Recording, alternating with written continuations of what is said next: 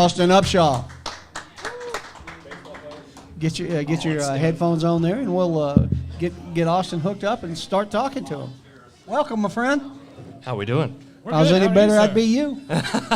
I'm excited to be here. Let's do this thing. That's awesome. That's awesome. So, I usually start out every player segment by making fun of the high schools that you didn't like growing up. Oh, here we go. All right. And then I looked up.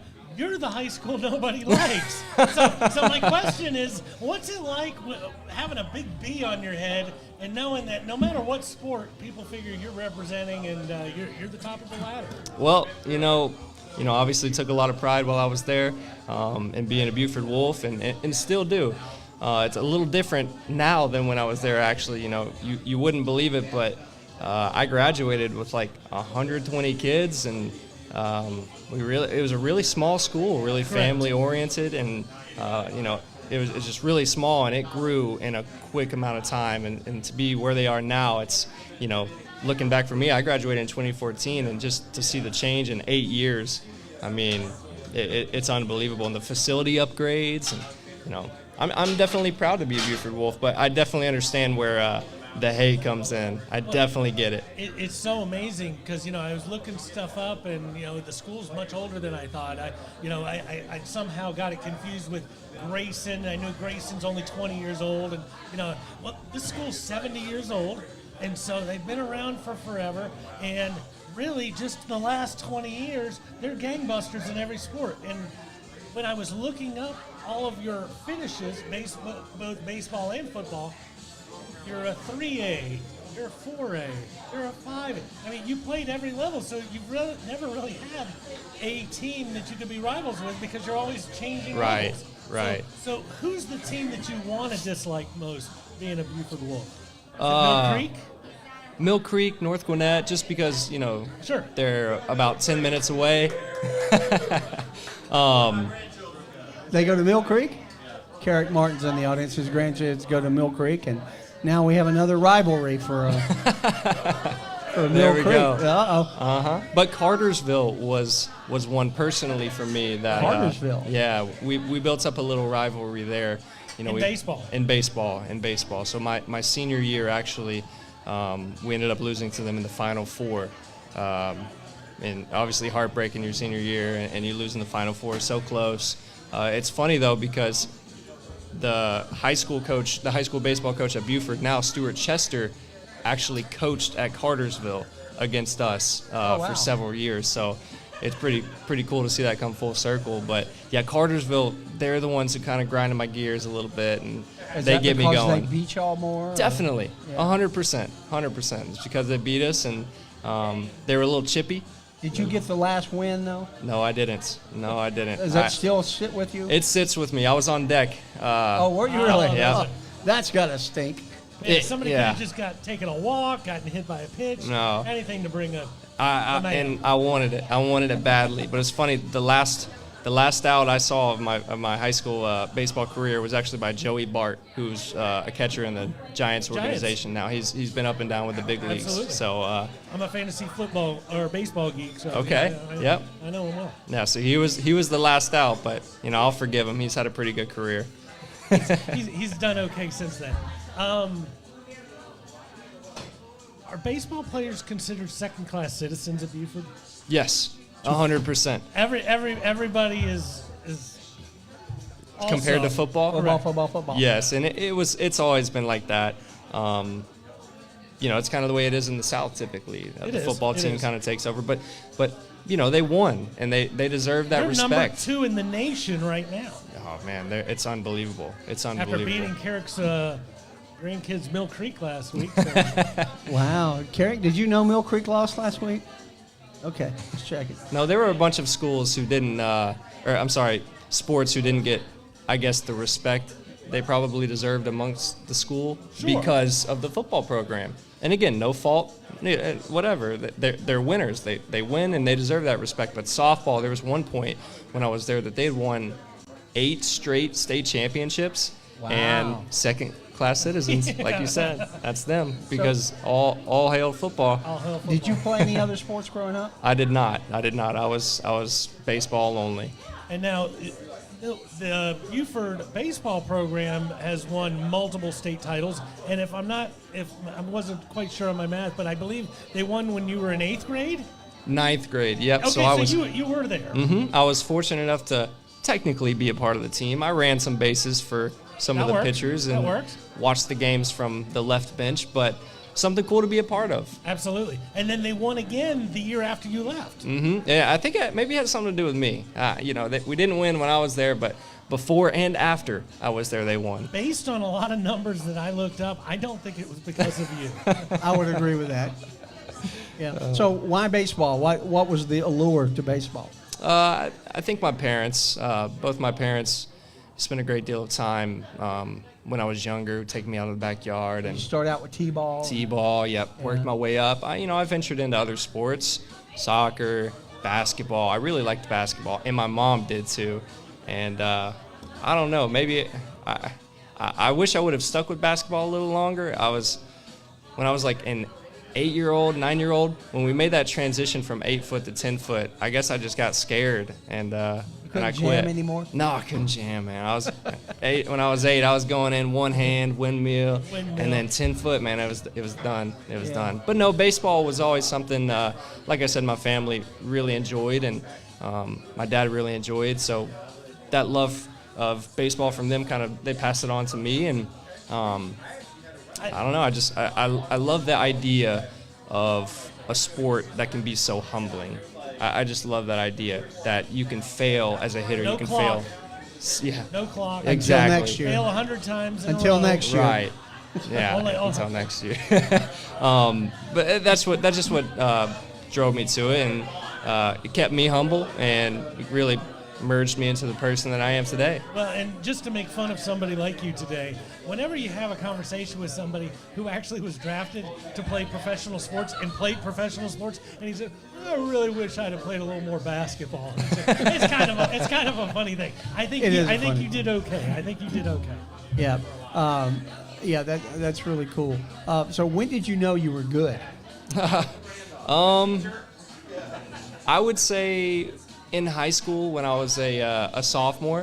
What position? I thought I was going to be a pitcher. I thought I was pretty good at pitching. Yeah, I was always, a good hitter, good pitcher growing up. I felt like I was kind of old, reliable. I wasn't always a superstar, but I was somebody who was going to get the job. Yeah, nice and steady.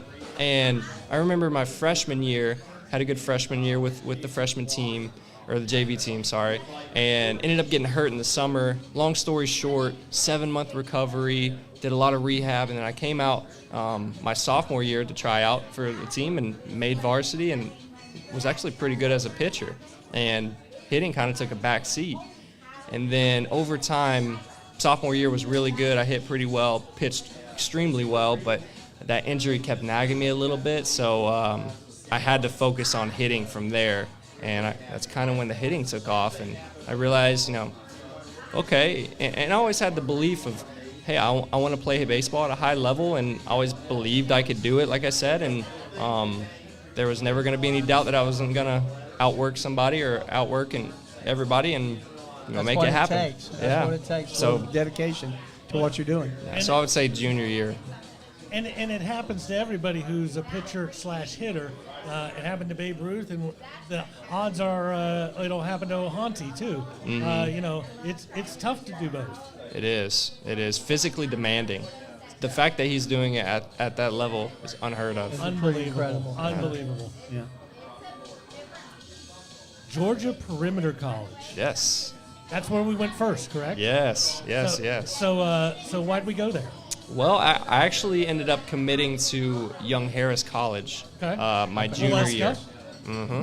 And I was really excited. They gave me a good offer. I felt like I could go there and have a few good years and maybe still have a chance to play professional baseball. And that fall, after I had committed, there were some big tournaments that you typically play in, like Jupiter, Florida, Fort Myers, and I really played pretty well, and I started to have this doubt in my mind of, did I make the right decision? Did I commit too early? Did I jump the gun on this commitment? And that's when I reconsidered and ended up decommitting. And by that time, a lot of schools that Rosters had already been filled. Yeah, exactly. Sure. So I was looking at my options, and I could go to another Division II or find my way in there, or I could go junior college and see if I can put up some numbers and go ultimately somewhere where I would want to go. Who was the first school to make you an offer? First school to make me an offer was actually Young Harris. Was it? I went to when I was a junior, which is when I committed. I went to 2 showcase camps. I went to a Young Harris showcase camp, and I went to a Kennesaw State showcase camp, back to back. And I went to the Young Harris showcase, and I did really well, and they ended up offering me out of that camp. I was really excited, and I'm like, okay, cool. And I go to the Kennesaw one, and then they started having interest in me as well, and bringing me on a visit. And I'm like, okay, maybe Kennesaw will offer, and they never did. And I was like, oh man, I really like Kennesaw State. I wish they would offer, and they never came around. So I ended up with Young Harris, which is in Young Harris, close to Blairsville. I said Waleska earlier. Yeah. That's Reinhardt. Yeah. Those two confuse me sometimes. So you went to Georgia Perimeter College. Tell me about something. I know me and this guy, we know a lot of nicknames. We know a lot of different things. I had never heard of the New England Collegiate Baseball League. NECBL. NECBL. Oh, yeah, that one. That one. Tell me about the NECBL. So it's actually a well-respected league in a college summer league in the nation. For me, the opportunity to go there was incredible. Number one, I was in Narragansett, Rhode Island. That was where. I've been there. Yeah. Oh my! In the summer. So beautiful. Beautiful. Yeah, it's only beautiful for 3 months, and you were there for those 3 months. Right. Exactly. Awesome. Exactly. So 5 minutes from the beach, you can't beat it, and that weather up there in the summer, it was It's beautiful. 78. So you were not a student at Georgia Perimeter College yet, or anymore, Anymore, yes. and you had not come to KSU at that point. Right. Yeah. So how did they find you? They do such a good job of reaching out and communicating with different people. Kennesaw actually hooked me up with those guys. They said, hey, we've got a guy, Austin Upshaw, left-handed bat. This is what he can do for you, and found my way there. Just a lot of the connections with Kennesaw really hooked me up. And was it just one summer that you spent up Just one summer. It was incredible. But they made a whole movie called Grease, and it was based on just one summer. So lots of awesome things can happen in one So summer. say summer loving, he had him a blast. Is that what you're saying? And that's There where you I'm go. going. Loving baseball. That's awesome. Yeah, I always interested. So from the journey, I'm sure this is the next thing Robert's going to ask him. So how did the journey from Rhode Island to Kennesaw happen? Well, I'd actually committed to Kennesaw during my spring at Georgia Perimeter. So I was planning on going there, then made my way to the NECBL, had a good summer, and then came into Kennesaw with, I guess, no expectations. I didn't know what to expect, and got in there, and everybody seemed so much better than me. So I knew. Which wasn't true. It was initially, believe me. Goodness, there were times in basically the freshman or the transfer fall that you go to a new school is the hardest. And that's what a lot of our guys are dealing with now, but it was hard. I didn't know if I belonged because I was struggling in the fall. There were guys who were lifting heavier than me. There were guys who were hitting balls further, more contact, faster, all the above. They were better than me. And I took that as okay, all right, I got to step my game up a little bit. And obviously the spring came around and did so. But that transition, it was tough. It was tough. So the spring came around and things worked out. Tell me about your first week. Oh, man. Do you know something? I do know something. Okay, I want to hear about it, yeah. So here, I'm going to let him come up with his thoughts while he comes up. His very first week, he won the Louisville Slugger National Player of the Week Award. Okay, so that's one award given to all the schools in the country. There's only one player who gets to win it. Yours truly over here went 7 for 12 with 3 ding-dongs the first week. It was really an out-of-body experience because even there was a lot of competition for me the Even week on your own before. team. No, exactly, and Sansing trusted me enough to to start me that week, or at least that day, and then I guess it turned into a week, a month, a season. But and you were playing infield then, right? yes. What So I position? was playing first. I was playing first, and he trusted me. I was batting 7-hole, and pretty normal. I didn't have a great fall, didn't have a great spring, but again, he trusted me, and again, out of body experience, just the hype of being at a Division I school, at a really competitive Division I school, playing these teams that we were. I mean, it was exciting, and I guess I just lived up to the moment. Well, and it's so funny because I can only imagine that there's a lot of athletes who have done some incredible things. And, you have a great Sunday and you think about it on Monday a little bit. And then you have a great Tuesday and you think a little bit on Wednesday. And when they go, hey, by the way, you won the Player of the Country's award for last week, there's a certain realization, okay, I guess it was a pretty darn good week I had. It was finally that I belong. Correct. It was that I belong moment. Absolutely. I would say so. They only give one of those a week. Pretty impressive. I'd never even heard of that. I'm impressed. Yeah. I appreciate it. That's cool. Yeah. Of course, when I went to Kennesaw Junior College, we only had intramural sports. We didn't have big sports like this. So it's amazing to me how much Kennesaw has changed. What was the one moment that said, okay, this is where I want to finish out my college career? Well, it actually came in high school. When I came to that camp, loved the campus, loved the field. Once I got to Georgia Perimeter and ended up committing, the Commons had just opened. Right. So I love the Commons. And the biggest thing for me about Kennesaw is it's a big school, but it's a campus feel. There's so many other schools where you go and it's going to take you 15 minutes to get to. Yeah, it's so spread out. I wanted somewhere, one, that I love the baseball program. I loved the field. I loved showing up every day, and I love the staff. But I also, out of college, I wanted somewhere I'd get a good education and somewhere where I felt like I was out of college. And not that I was just somewhere, in the middle of downtown or some random spot, and I had to drive 30 minutes to my class and then 15 minutes to my next one. Everything, when I moved into Kennesaw, I was at ARC, which is the on-campus living.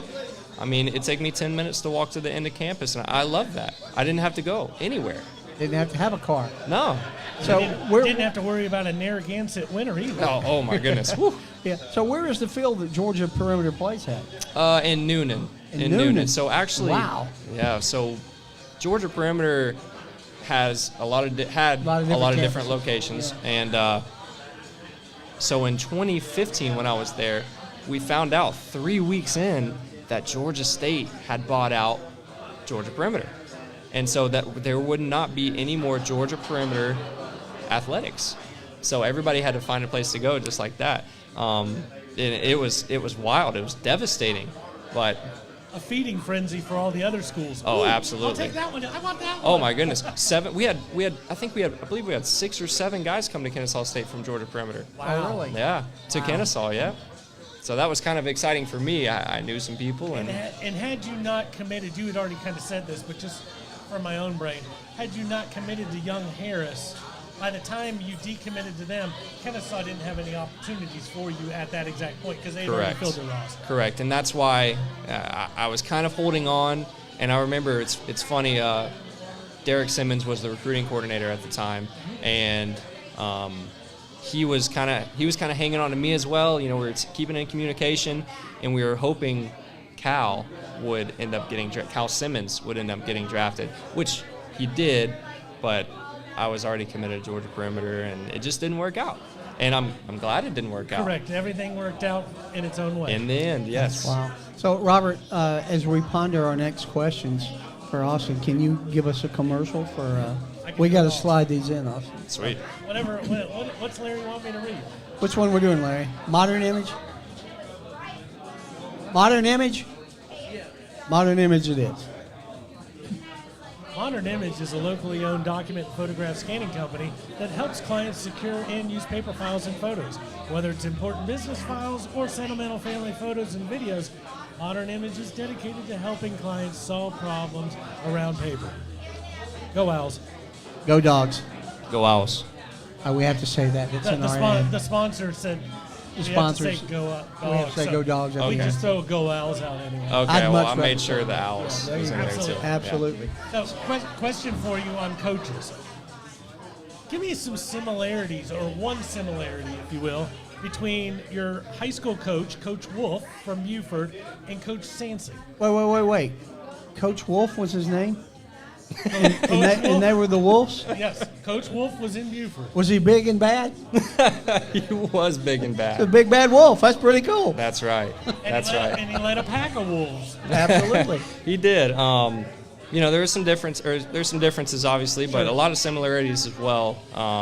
Both of them were kind of old school in the sense of, we're going to play the game hard. And old school, obviously, when I say this, in my opinion, this is the way it should be played. We're going to play the game hard. We're going to do the right things on and off the field. And we're going to hold each other accountable. And that's where I felt like those guys really were similar. And in my belief, I believe that's probably the right way to go. And, they coached us hard, but they also let us be our own person. And I think that's the biggest thing I really liked about Coach Sansing was, he was going to hold you accountable. He was going to make sure you played hard, all that good stuff. But at the same time, when the game comes around or, practice comes around, hey, you get your work on your own. You do your own thing. You do what you feel like you need to do. He didn't overcoach. He didn't overstep. There was kind of that boundary of, I'm the coach, but at the same time, I'm going to let you be you. And I think that's why we've, Kennesaw State's had so much success is yet nobody's really tried to change the people that we're recruiting, that we're bringing in. They're letting them be their own person. Right, and that's something you see, especially in younger coaches, where I want everybody to do it just like this. Well, you don't need 45 minutes of warm up. You need 17 hard minutes of warm up, and then you're ready. And so, a good coach learns that. He'll recognize that. Yeah. Yeah.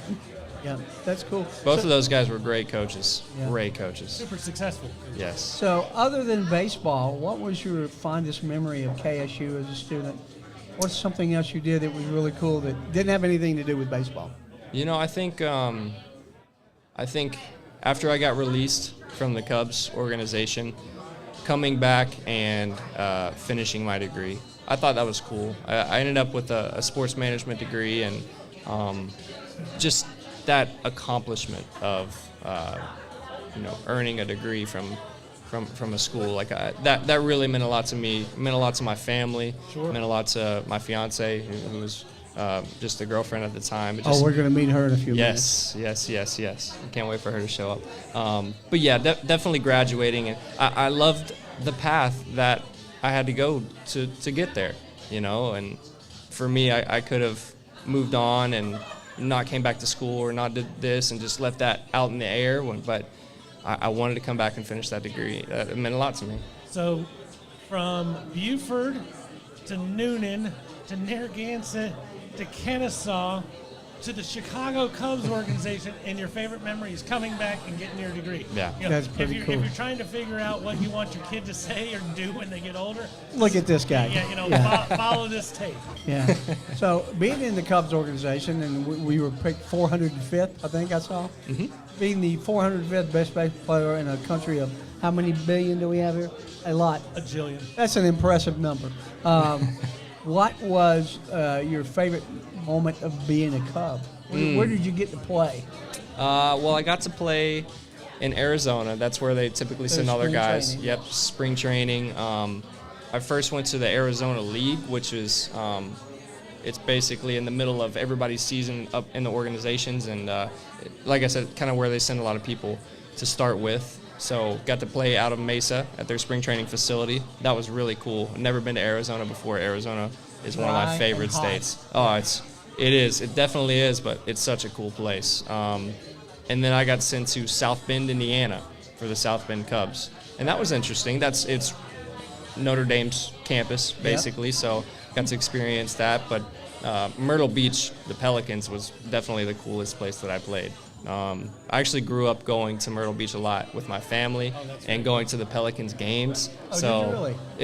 it was really cool to be a player there when, you know, as a kid you looked up to those guys, those professional athletes. Like, wow, it seemed so, like, no, it's just no way. There's no way I could even be that. Your path and their path were never going to intersect somewhere. Right. I was like, no way. These guys are, you know, So you bigger grew than up, life. Did you grow up in Buford? I did. Okay, and then and then being a fan of Pelicans, were you a big Braves fan? I was a big Braves fan. Yep, Chipper, Andrew, those guys were my favorite, especially as a hitter. But yeah, just And you're left-handed too. Huh? left-handed. Yeah, I went as Chipper Jones to a lot of Halloween parties growing up. Let's just say that. When we get off the air, I've got a big Chipper Jones story for you on Halloween. All right, So all right. I'll go ahead and tell you. We were walking. He used to live in the next neighborhood to me. Oh, okay. And we were walking my kids, or driving my kids through their neighborhood, and asking them where Chipper Jones lived. And we just asked these two guys walking down the road, and he turned to us and he lives right back there. It was Chipper Jones telling us where he lived. Where's Chipper? I said, "Oh, okay." And we felt like idiots and drove off. But Oh man, that was over in West Marietta when he was married to his first wife, Karen. Yeah. that's funny. Yeah. So yeah, very familiar with Chipper. Yeah, that's cool. The next question's a Chuck question. Yeah, I'll just. There you go. I know Oh yeah, I like to ask that I know one. you So you being a former Cub and all that stuff, who is your most famous person that's in your cell phone? And my cell phone. Oh goodness. Um, And if we don't know him, it's okay. You just Yeah, got to that's tell okay. me why They're he's so famous awesome. for you. Brandon Marsh. Brandon Marsh? I didn't play with him in the Cubs organization. He got drafted. By So the I played with Angels? him. Yes, at Buford. He was actually committed to Kennesaw State, by the way. Yeah. Little side note. But yeah, we played together at Buford, and we would hit together a lot. Playing center field in this game. He sure is. Yeah. He sure is. Great guy. Great story as well. Oh, that's right. I remember hearing he's from Buford. The bearded guy. Yep, Yeah, the yeah, bearded long- guy. Yeah. long-haired guy. That's Great cool. energy guy. Even better person off the field. Awesome. But yeah, that's, I guess, technically the most famous person. That was a big home run he hit the other night. It was huge. It was huge. Yeah. So are you for the Phillies now because of that? Oh, absolutely. 100%. I was definitely for the Braves. I don't know. But now that Of they're course. gone, yeah. Definitely the Phillies. You Yeah. always like to root for people who you played with, played against. Pretty long list of guys that are in the big leagues now that I played against or with. So I guess I steered more from, organizations to more players. I root for players now Sure, because rather than teams. that's Friends. what you know. There you go, yeah. All right. Speaking of friends, we got one more friend that's a sponsor. Let's go ahead and do them, and then we'll wrap up with Austin here. We've got a few more questions for him. I always have to check for. Do you need a delivery right now, as in go now, please? Bearcat Express has expedited shipping on hand-carried items, car, van, or pickup. Whether it's from Memphis to Augusta, Atlanta to Athens, or Dothan to Charlotte, and all points in between. We've got the drivers you need to get your stuff where it needs to be. Whether your passport's still on the dresser, your 7-iron isn't in your bag, or you have a dog that hates to fly. Bearcat Express, with their live tracking capabilities, is the team to turn to. We are the go-to courier in the Southeast. Check us out at BearcatExpress.com. Thank you, Blair Cook and David McDonough, for being our sponsors. We're very happy to be that. And speaking of sponsors, now that you've got your degree from KSU, what are you doing now? I'm actually the volunteer assistant baseball coach with Kennesaw. That's awesome. Are you doing anything else outside of that? Or? A little bit. There's some side gigs. I actually help coach John Cowan, help coach his 13U team when I can. Other than that, I try to be the best fiance I can with the wedding coming up. Solid answer. She's listening to 101.1. She's going to be very happy to hear Or 91.1. that. Or 91.1. Or 91. Or whichever Whichever one station she's we're on. listening to. We're on 91.1. So what is your fiance's name? Megan Gibbs. And did you yes. meet her at KSU? Or? I did not, actually. She went to Kennesaw. Same class, same everything. We never crossed paths there. It was funny. We actually met a few months after I had gotten drafted, and we both kind of had mutual friends, and we just got hooked up there. Stayed in touch, yada yada. Yeah, yada And yada. how long you been engaged? Engaged almost a year now. We've been dating for 4.5 years now. Oh wow! And you're getting married when? November 4th. Oh, it's Coming coming up very Very soon. nice, very nice. Austin will take presents at the bar. If you'll just leave presents at the bar, that'll be great for Austin. But don't let Hey, Austin pick it. Chris wants to know where you're getting married. Woodstock. Woodstock, not Not a farm in New York. Yeah, everybody's welcome to Austin's wedding. Yep. Austin and Megan. So excited. Open invite. It's an open bar. Open and invite, everybody- open invite. That'll get Jan there. That'll get Jan there if it's an open bar. So Yeah. How are we ever going to get her as a guest if you keep throwing her under the proverbial bus? I'm just trying to figure that part because out. as much as Garrett loves you, Jan loves me more. That's So, good. That's good. There you Hey, go. I got Absolutely. a question for you. So we've never had anybody sit in that chair so long. Usually it's an athlete, and then they have to get up, and then we put a fan down, and then they get up. And then the very first show we did, we had a coach sit down. But technically, you are checking all three of those boxes. So it's amazing to have you here for this long. So now I have a coaching question Okay. for you. Who's somebody or something to keep an eye on in the spring for KSU baseball? Is there somebody who the coach in the coach's eye sees somebody and says, "Hey, that kid kind of reminds me of somebody else. Maybe you went to Buford." I've got a ton, man. I'll give you just one, but Coach Ryan Coe and Matt Pastor, Brad Tyler, those guys have done such a great job of getting high-level recruits, not only high-level recruits, but high-level people into Kennesaw State. And it's so exciting to have this bunch of talent just out of not out of nowhere, but what they put together is going to be incredible. You guys are going to be really amazed. I'm amazed daily. Right. But That's awesome. One of the guys I would definitely look out for on the offensive side is Jackson Cirillo out of Etowah, I believe. But he's 6'4", 6'5", long, wiry, left-handed hitter, hitting balls to the I knew you were moon. gonna pick a lefty. Of course. He's impressed a little bit in the inter squads and in the practices already this fall. He's kind of a utility guy with the right field and third base, and trying to find his way there as far as a defensive position that we can start him a lot. But man, the bat is incredible. He is just such an athlete. It doesn't put you there. You got to keep working, but your coaches are behind you 100%. Yeah. And if your coach didn't name you, it's okay. He wanted to name you. Yeah, I only named one. I was going to name the whole team, but I Absolutely. don't think we have time. Well, I had the opportunity to meet Coach Coe at an introductory luncheon they had at Carrick's Bank, and I went up and talked to the pitching coach, and I said, "Whatever happened to the screwball?" they call it something else now. I said, "Whatever happened to the split finger fastball?" God rest Bruce Suter's soul. I knew Bruce well. Passed Circle away last change. week, and Circle change might be what we call a sinker now. I don't know what they call it, I don't know but either. I was going to ask the coach. So, what is a split finger fastball called now, and what is what's the screwball? We actually have one guy, Smith Pinson, who was a freshman last year, who throws probably something as close to a screwball as you can get. Because those of you who don't know, screwball goes against the way a curveball would go. Mm-hmm. So if you threw a curveball right-handed, it would break right to left. If you threw a screwball, it would break left to right. Right. Tail away from a left-handed batter. And as a hitting coach, I don't know what he calls it, but nobody can hit it. Nobody can hit it. So whatever he's throwing, keep throwing. It's There you go. screwball, changeup, curveball, whatever it is. Ephus. Oh my goodness. Ephus, yes. He came out last year and he started throwing that pitch, and he was embarrassing a lot of people. And then he actually made his first live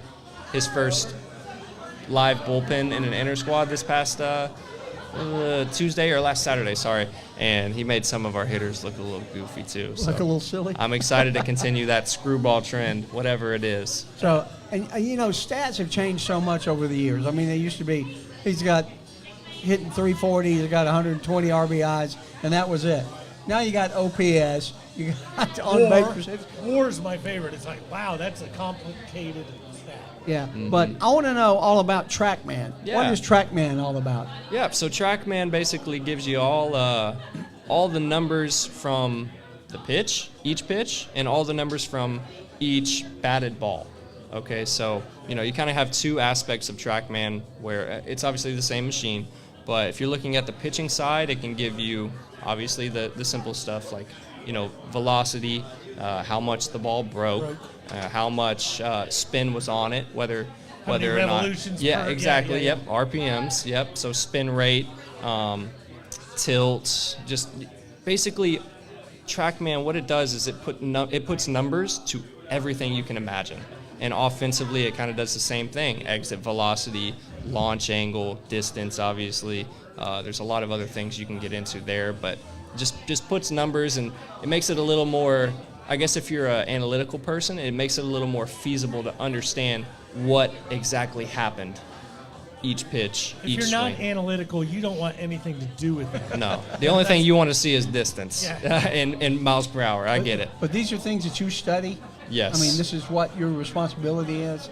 Yes, it's definitely an added responsibility. I run the analytics account, so just looking at it every day, taking leaderboards, and it's the new wave of baseball. It is. And it's Did as you- harsh as it is, but we put a lot of stock into it, and we're very fortunate at Kennesaw State to have that technology that we do. And honestly, if we didn't, we'd be behind.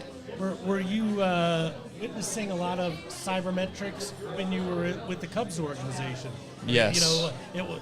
Was that the first time where you were like, holy, they're analyzing every aspect of everything? Yes, there was. It was definitely a new chapter in my baseball career with the introduction of analytics. And it's when they were getting really good at it. Yes, and there were a lot of teams like I think the Astros were pretty technologically savvy. Ball. Stealing Yeah. signs, stuff like Yeah. that. But they did put a lot of stock into it. Oh man, trash cans. That's funny because I had never heard of the velocity off the bat, and probably this year. That's something new. What's going to be next? Oh my goodness. How many stitches are in the socks? And I don't know what's going on. Yeah, I can't imagine. It's so. It's and crazy it's- how much it's changed. It's beyond me how much technology, how many numbers you can get from just a pitch or a swing. It's, but it's all stuff that we've already known. We just don't know, I guess, hey, he hit the ball hard. Well, there's a number for that. There's an exit velocity. Well, that ball looks like it's rising. His fastball looks like it's rising. Well, he's got really good RPMs on his fastball. Spin rate's really high. There's just it's stuff we already know, we can already visually see, but now we have numbers that attach to them. Now, are the rules that are changing in the Major League Baseball next year also going to take place in college ball? I don't know. I would imagine not as, they'll do it this year, and then maybe eventually in a few years we'll What do you get think into about that. those rules about, like, not having the shift and having to have two guys with both feet in the dirt on either side of second base? I think it's they're taking the easy way out there, and I get it. Not as many hits. I get it. Learn to bunt to the wide open side of the field. Hey, we're here to win games, not boost your average, right? Like, find a way on, get somebody in. But as a defensive person as well, I deal with the shifts and defensive placements as well at Kennesaw. I'm not a fan. Let me ask you this question. You mentioned spin rate as we were talking about everything, and spin rate obviously is huge in Major League Baseball. If you're watching any of the games for the next week, every time the pitcher leaves the field at the end of an inning, you will watch him walk over to an umpire, take his glove off, and show him his hands, and the umpire's allowed to look at the glove to make sure there's no substances or anything else. What are they doing in college? Oh, we don't do that at Kennesaw. Well, I mean, technically they didn't do it in pros until a year ago. It's just a question of... You mean you don't do any of the cheating? You don't do any of the checking? Both. There you go. They don't cheat, but they're willing to be checked. But they're willing Yes. to be checked. Okay. It's probably something, because I know on a couple of those guys, I'm trying to think of which one right off the top of my head. The really nasty guy, the pitcher for the Dodgers who's been suspended for a couple of years. Bauer? Trevor Bauer. Yeah. Trevor Bauer's spin rate was like out of this world. Like once they started checking his hand, his spin rate went from 3,800 to 2,300. How about that? That might not sound like much to me and you, but what's happening to the ball with 1,500 more revolutions? Oh, it's in so 60 much easier to feet? hit. Oh. It's so much easier to hit. The ball doesn't look like it's invisible. It's not You don't moving. wonder. Yeah, you don't wonder. Hey, is there a hole in my bat? Like, Yeah. what is going on? Right. Yeah, it's the difference of spin right there. Like, especially that example, it's huge. It's huge. So the home run last night by Schwarber, did you see it? Oh, I saw it. Moonshot. How fast was that? What was the think it velocity was off of that bat, do you know? 120 miles per hour. Is that about as high as it gets? Yes. It is. I think Judge, Stanton, and Schwarber kind of all are like at the top of the exit velocity leaderboards. I might have seen one at 123 before. I'm not sure. Yeah, I don't know it can get much harder than that. No, it doesn't get much harder than that. Well, as soon as you hit 120, you are. Oh. Yeah, you're at a different category. Yeah, 488's a long way to hit a baseball. Whew. It's still climbing as well. That's the whole thing. Don't ever believe anything they tell you as far as how many feet. It's like, well, it was still doing this. We don't know how high the thing was going to go. What's the longest home run you've ever seen? Seen? In person? There's this one of my teammates, and when I was in South Bend, we were playing at Lansing, Michigan. The wind was blowing out really hard, and right-handed hitter pulled a home run, and we went back and looked at the stats, and it was 501 feet. Gosh. It took off. It was insane. That wasn't you? Wasn't me, no. It could have been, though. Hey, but it could have a been. contender. Yeah. So you want to wrap up, Austin's, with your normal fun question? I love you having this question, too. What's your go-to breakfast? Go-to breakfast? Oh man, I really like peanut butter and jellies. Yeah, I know that's breakfast? For breakfast. He's a baseball guy. It is so baseball guys easy. aren't like the rest of the world. So easy. I know you can prep breakfast, the night before as well, but peanut butter and jellies, it's just it's easy. Is that going to it gives you change? energy. It does all the All the checks above. All the boxes. Protein, sugar, carbs. I'm good to go. Is that going to change when you get married? Or is Megan a good cook? She is. She is a good cook. That's something we enjoy doing together as well, is cooking. That's awesome. Well, I was hoping she'd get here before we kick you off. Huh? I know it. That's right. She Just can means watch, we'll have to get him back on another time. That's all I'm saying. she can watch the replay. She can watch the replay, yeah. So, Megan, thank you for sharing Austin with us for the day. We're going to get our good friend Will. We picked the A-Sun football games coming up this weekend. Nice. So we need to recap those. But as Robert said, you're the first person that's been our athlete and our fan and our guest and our coach all in one. So 3 for 3. It's been great having you with us. I appreciate you guys. What you do here is awesome, man. I can't wait for it to And we'll end with this question. Why should an athlete come to KSU? Because we talk about this, we haven't talked about it this week, is if somebody gives $500 to Alabama or to Georgia Tech or Clemson or somebody, doesn't mean anything. You give $500 to the KSU program, it means something. So why should people support this team, and why should athletes come to KSU? Well, first of all, you should support Kennesaw State because of all around the sports board, the time and the energy that the coaches put in, and we aren't Power 5, and we embrace that. We embrace that. Hey, we're a mid-major, and a lot of times we're under the radar, and sometimes even underdogs. And I think people embrace that. I think people root for those people, and it's not something you should feel sorry for us, but it's one of those things where, hey, a lot of our teams all around, for instance, the baseball team, we'll turn right around and we'll compete with Georgia.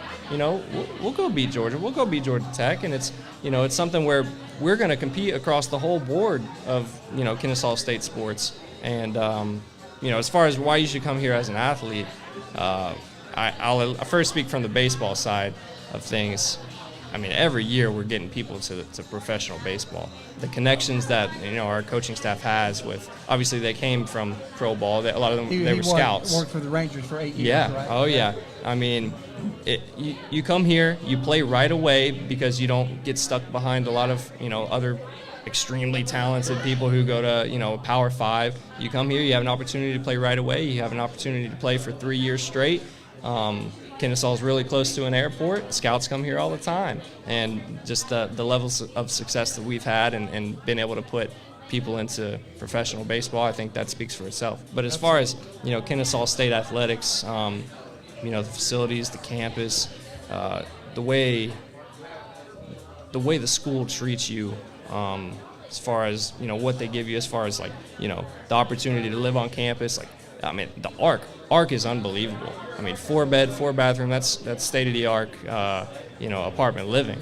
And then Not of course the treated like commons. a secondhand citizen. No, you are not. No, it's Kennesaw State does a really good job of supporting their athletes, supporting their students in general, and you can see that on a day-to-day basis. So, I mean, Kennesaw State, it's, I don't want to say it's up and coming because it's been around a while and it's competed in sports and competed as far as, student housing, student living, and, student eating. I guess you could say the Commons is legit, but we're not flying under the radar here. You're not This is playing legit. second fiddle to anybody? No. Well, you've sold me. I'm going to go check my eligibility and see if I can come back and swing the bat. I'll see you at the Commons. Let's go eat some food. I'd love it. That'll Hey, sway now before you go, you've got games, exhibition games coming up against at FSU at Florida State. and yes. at Georgia Tech, right? And FSU is when? This Saturday. This Saturday. Yes, Okay. this Saturday. What is this Saturday? The date? I don't know. This Saturday, Yeah, 22nd. 22nd, Yeah. and then the 30th at Georgia Tech. That's a Sunday. That is a Sunday. Free admission at Georgia Tech. I will be there. Awesome. We'll come down and see that game, and we look forward to spending more time with you. And thank you for being on the show. You've been a joy. Thank you guys. Appreciate you guys. Thanks, man. Everybody give it up for Mr. Austin Upshaw. I said, everybody give it up for Austin Upshaw. There you go. What a Thank you, great guys. guest. Thanks, Austin. Thanks for bringing on. We're going to bring our good friend Will the Thrill Renfro to talk some KSU football before we wrap up our show. Poor Will. Poor Will. I just feel bad that he has to come and sit next to you for these. Well, actually, Charlie paid me to He's get him away. delusion. Charlie paid me to get him away for a few minutes. And hey, I just want to touch on something real quick. Chuck was talking about if you were going to donate $500 to a school and how much more it could mean at KSU. You better get in on the ground level. It's going Conference USA. Just around the corner. This is the time to jump on board of this train because, 10 years from now, maybe somebody's looking at, well, $500. Still at the ground level right now. Megan, you're late. We've been waiting on you for 50 minutes, and you finally show up. You're on next week, by the way, Megan. All right, cool. All right, so Robert said, jump on the Conference USA bandwagon now. Don't wait until 2024 when it actually happens on July 1st of 2024. And next week, we're going to have Rich Hall from the Owls Club. Rich is going to be on to tell us about what's going on and how the Owls Club is going to change because of Conference USA and moving on up to the big boy players. And if you don't want to wait to have Rich tell you next week, you should show up at Miller's Ale House tomorrow night. Absolutely. 6 to 8 tomorrow night, the Owls Club will be meeting right here. Absolutely. I will be at the Georgia Tech-Virginia football game. Otherwise, I would be here. But hooty-hoo and go Owls. That's all I can say. Absolutely. All right, so sad report from Saturday. Saturday was a rough day. Yeah. But was- tailgating was fun. I saw your Tailgating pictures. was a blast. Yeah. We always have a fun tailgating. Yeah, I think you posted something early on Saturday morning, and I So we responded had to it. not only did we cook one meal, we cooked two different meals. So we showed up early and had breakfast. We had some pancakes and bacon and eggs, and then for lunch we had some shrimp tacos. Did you have cookies? We didn't have any cookies this week. Okay. All right. Charlie was not there. All right. All I know is that when you start going shrimp tacos, that's schwanky. This isn't. That's a swanky tailgate. Barbecue. Hey, where's the bun? The bun's got some. We have shrimp tacos. That's very good. They were Fine. very good. They were rock shrimp. Garrett prepared those. Garrett, all right. So I got good news for you, Robert. There's only 3 games to pick this week, so you have to listen to That's 3 the of best Chuck's part. chumps. There you go. So that's the I best can only part. get 3 wrong at this point. You'll only get 3 wrong. Actually, I was 2-2 last week. I'm 19-10 or something like that overall. So pretty consistent with my picks, around the 66%. The only thing that is consistent is your lack of consistency. Thank you. Thank you so much. So we'll get on to the 3 games we've got. We've only got 7 minutes. Southeast Louisiana Lions. That's the Jacksonville State Gamecocks. I love a good directional school from Louisiana. So that's your winner or that's your loser? Oh, no. You can never pick a team that actually has 2 directions. One Okay. thing if you're Southern or you're Eastern, but with your Southeastern, that's way too many directions. I'll go Jack State in that game. Jack State. I think Jack State's going to win again. They're on a roll right now. Yeah. Unfortunately. Yeah. Well, And now you get to hear it, folks. the truth as it is. So the Lions crossed Mississippi up to Jacksonville, Alabama to face the Gamecocks. The Lions beat Murray State 48-14. The Gamecocks beat Murray State 34-3 in their only common opponent. Both score a lot of points, but the Cocks will score more. In a scientific miracle, the Lions will lay an egg in Jacksonville. Chuck's Chump, Southeast Louisiana Lions. It's a modern marvel. Game number 2, North Alabama Lions versus the Kentucky Colonels. Eastern Kentucky. Eastern Kentucky Colonels. Eastern Kentucky Colonels. I had it here, I just didn't read it. That's because you can't read your own That'd be writing. the but Kentucky Wildcats. that means we have 2 directional schools. Maybe I should just abstain from picking on this one. But I'm going to actually go North Alabama. Wow. I'm kind of shocked by that pick. So just to be different, I'm gonna say Eastern Kentucky. I think you'll have a running mate with that, but that may or may not be a good thing. Yeah. Well, I'm 19-10. What are you talking about? All right, another team of Lions heads to face the Colonels of Eastern Kentucky. After losing to Sam and his Houstons last week at home, the Colonels will muster their strength to get back to the win column. The Lions won't have a clue. Colonel Mustard in Ray Kidd Stadium with the rope as they hang an L on the Lions. Chuck's loser, North Alabama Lions. I'm glad to see Colonel Mustard was involved. I had a lot of fun with that one. So we're 2 for 2 on the Lions losing right now. 2 for 2 on the Lions losing. Okay. That's right. All right. And, of course, the big game, the Tennessee State Golden Eagles versus our own KSU Owls.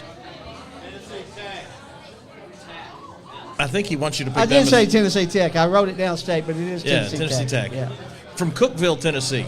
The Cookville. metropolis Cookeville. of Cookeville, Tennessee. That's a big town. If you've ever been to Cookeville, you know there's not Don't much blink there. too long. That's right. Don't blink All too right. long. Hey, I'm a homer, baby. KSU. I tell you this, Tennessee Tech would have a chance if they were playing baseball. Damn. They've got a really good baseball program. Football program, not so much. Not so much. I don't think they'd have a chance against Mr. Upshaw's team, but I'll take your word on Well, it. I mean, they'd have a chance. A better I wouldn't say chance, a better chance. a better chance. Well, we have a common opponent with Tennessee Tech this year. We've both played Sanford. We lost by 10 to Sanford. The Eagles lost by 5 at home to the Bulldogs. So this should be a close game, right? Wrong. The Eagles haven't won since September the 10th, and they will remain winless in October. In this Battle of the Birds, the Eagles will be singing, "There's going to be a heartache tonight." The Owls will not take it easy on the Eagles. Chuck's Chump. Now, were you singing that in your head when you Tennessee said that? State Golden Eagles. Yeah, I was. It's going to be a heartache tonight. Yeah. So those are our picks for this week. Like I said, thank God there's only 3 games this week, and we're probably running right up against the clock. We're getting close. So just a reminder, KSU is now going to be a member of Conference USA beginning July 1st of 2024. We will be talking about that more in-depthly next week. Will, what are your overall thoughts about that? I know we briefly asked you last week. Well, I'm excited about the move. The transition's going to be it could be difficult, but we do still play in the ASUN next year, but we have an expanded scholarship count. Yeah. So we're not eligible for the playoffs next year, but we will have expanded scholarships so help make that transition. So it'll be interesting to see what happens. I think we're going to make some changes. I think we've seen that the new rules for the blocking have kind of affected us. So I have a feeling that our offense is going to be transitioning over the rest of this year and next year into what you'll see we're doing when we go full-time FBS. Conference USA, FBS, yeah. I think that's really cool. I kind of look at UCF, University of Central Florida, and what they've done. Yeah. Because they were kind of followed the same path as us, right? So I see us being somebody like a UCF and growing fairly fast because we're talking about new facilities, we're talking about better facilities, we're talking about more money, we're talking about better athletes, and the ability to attract somebody to a major metropolitan Yeah. like Atlanta. Well, So- Kennesaw, I mean, as I was making jokes about Cookeville, Tennessee being small, Kennesaw is a great place to have a university. There's a lot here for kids. If they want to come to school here, there's a lot to see and do here. Absolutely. I mean, there's great restaurants like Miller's. There's Atlanta's right down the road. You're not stuck in a hayfield somewhere. So And that's why we have 43,000 students Absolutely. now. And it's only going to get bigger, and it's only going to get better. And the other thing that affects, I mean, the immediate impact on football is obvious, but the secondary effect is that being in a bigger conference, we can have multiple teams go to tournaments. So, like, if the volleyball team gets second in Conference USA, they have a chance at getting a bid to the tournament, whereas ASUN generally does not get multiple teams. They're going to get the Other one than winner, the and one that's winner, it. yeah. So we have a chance at more teams getting into the playoffs, and I think that's a good thing as well. I think it's awesome. And, the one thing you did kind of touch on it, Chuck, the baseball or the football program's only 7 years old, so basically all of their stuff's pretty new. It's all getting rebuilt. It's all getting bigger because nothing is big enough for Conference USA. So everything that you see and drive through horrible traffic with cones everywhere, whether it's on that side of 75 or this side of 75, just know it's all for a good reason because all the fields, all the locker rooms, all the gyms, everything has to be updated. And, Yes. I think the best point Robert's made tonight is get on board now. It's bigger and better. And if you want to be a part of the KSU Conference USA train, it's a bigger and better KSU going forward. And baseball or basketball tickets are on sale now, the season tickets. So they've got a joint thing where you can buy both men's and women's as a group, and you get a discount by doing that. Fantastic. So we'll delve more into the Conference USA conversation next week. But until then, Will, thanks as always for being on. My partner, Robert, great show tonight. Everybody have a great week and a big old hootie hoo. Hooty hoo. Hootie hoo.